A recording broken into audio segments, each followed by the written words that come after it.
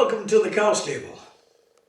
You might remember I had mentioned the only reason we even contemplated buying this grand piano was because our living room is a converted cow barn. Well, this is it. So welcome. The pianist Matthew Cates, in a comment to my first video, mentioned that he had rescued an 1863 Erard himself. And I rather like that word, rescued. I feel I have also rescued this piano. By the way, you should check out Matthew Cates's YouTube channel. He's an extraordinary pianist. Really, really wonderful. So, once the piano was moved in, I started doing a deep dive into the internet, looking into what restoring an antique piano might mean. A bit late in the game, perhaps. And some website said, don't even think about it. It's not worth it. Unless it's a really, really, really special piano, it's just not worth it. And then there were the professional piano restorers who had a different tone. They said, you should restore your antique piano. It'll certainly be worth it. And you'll be spending perhaps between 10,000 and 40,000 euros. This was very sobering. What had we got ourselves into? In our minds, we had laughably figured that we would maybe spend up to 1,000 euros if we were lucky. I saw that restored Erards on the internet go anywhere from nothing being given away right up to $175,000. So anyway, the first question was to find somebody to take a look at the piano to tell us what the situation was. So I phoned around to some friends who took piano lessons, and they all gave me one name. You have to contact Giorgio. So I phoned this Giorgio up and told him I had an antique piano that needed looking at, needed tuning, etc. And would he be willing to do it? There was a short silence. Then he asked, "Quanto antico?" How antique? And I said rather proudly, 1850. And there was an even longer silence. Perhaps you could call it a pregnant pause. And then he said, okay, va bene. I'll come around next week and take a look at it. Tuesday morning, I'll be there. You can imagine, I was looking forward to Tuesday morning like little kids look forward to Christmas. So Tuesday finally came. I got up early, went up to the baker's and bought some fresh, delicious pastries.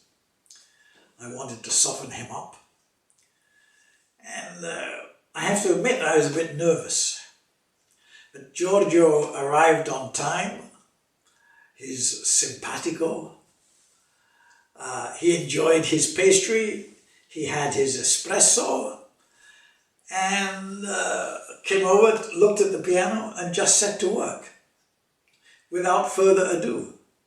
In fact, there was no ado at all. He simply went about his work. I have since learnt that Giorgio is a man of few words. He said he'd never worked on a piano as old as this before, but he obviously had an affinity for things mechanical and musical. He extracted the action, as I've learnt to call it, and you can hear him say, "Che spettacolo, ragazzi," which means more or less, "Man, oh man, what a beauty."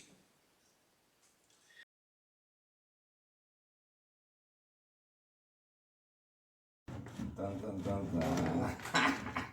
Che spettacolo, ragazzi.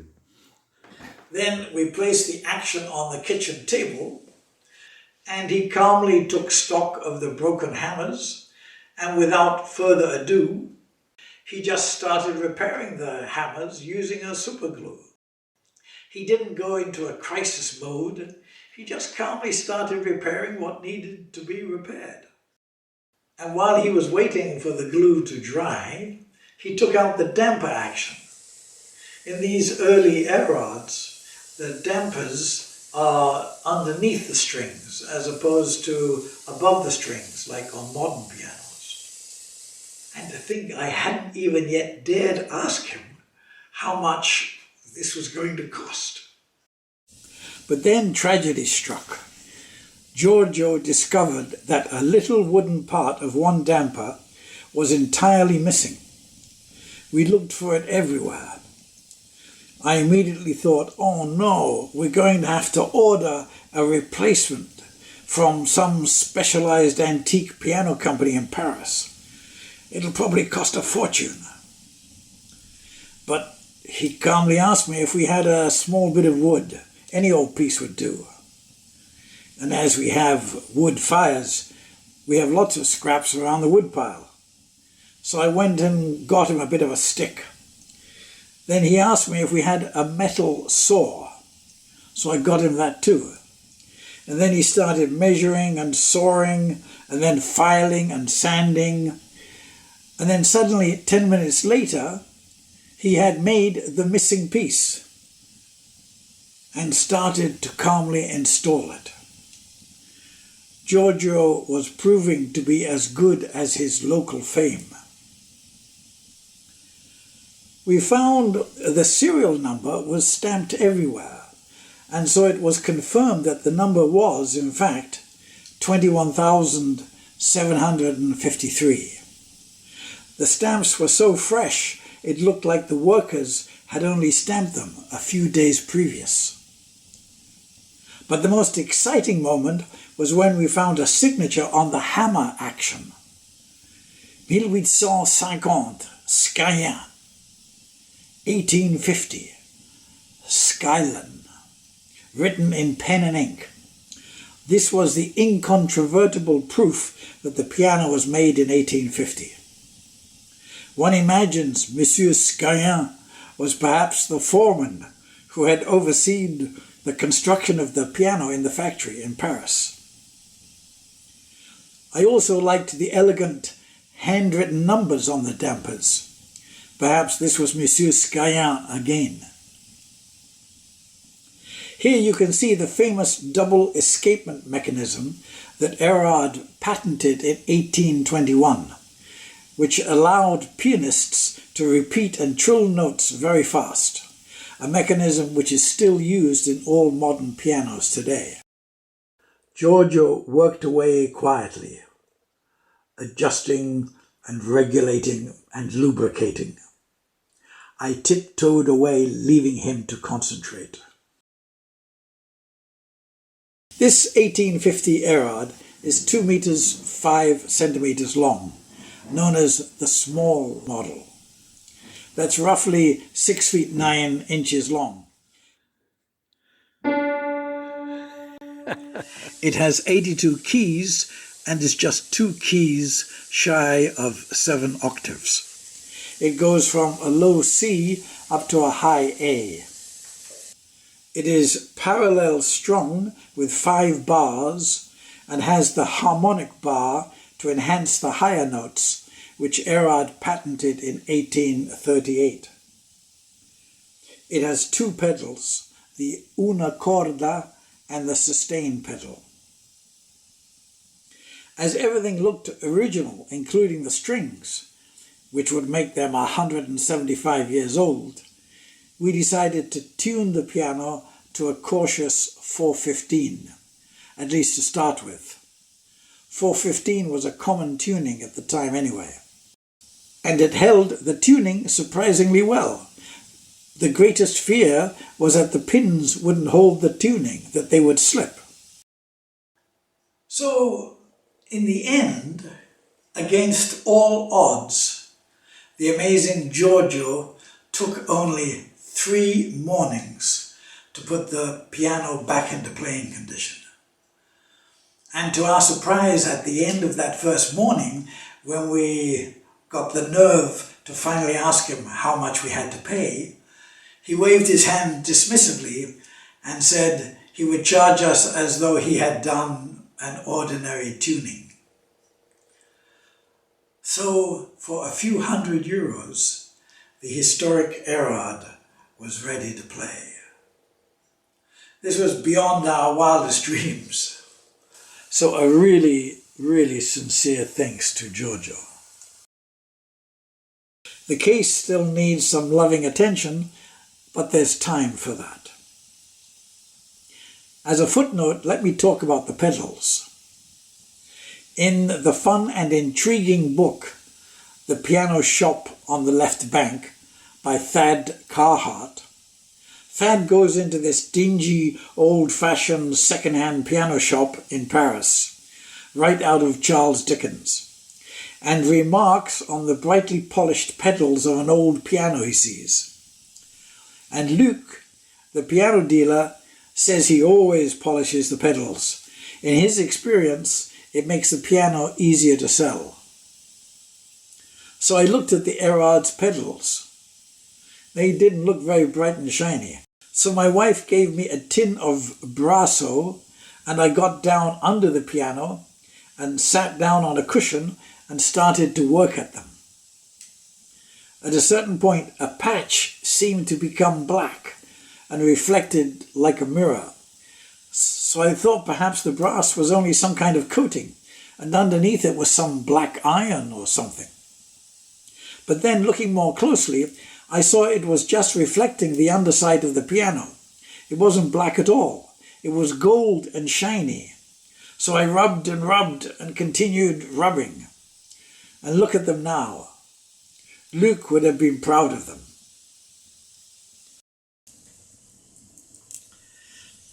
There is still some work, of course, to be done on the piano, but the restoration has begun. And the piano is already eminently playable. It was at this point that I decided that I should perhaps take some serious piano lessons. Up to now I had been self-taught. So I got into contact with Andrea Francescangeli, who played Debussy's beautiful arabesque on the last video. He is always so kind as to play me something on the old Erard at the end of each lesson. And you know, I was thinking that the period of 23 years is not really a long time. And yet that is all that separates the making of this Erard piano from the death of Beethoven. And so perhaps his memory lives on in the special sonority of this piano, in the special sonority of the 1850 Erard. And so I give you Beethoven, the Moonlight Sonata, played by Andrea Francescangeli on the 1850 Erard. And thank you for listening.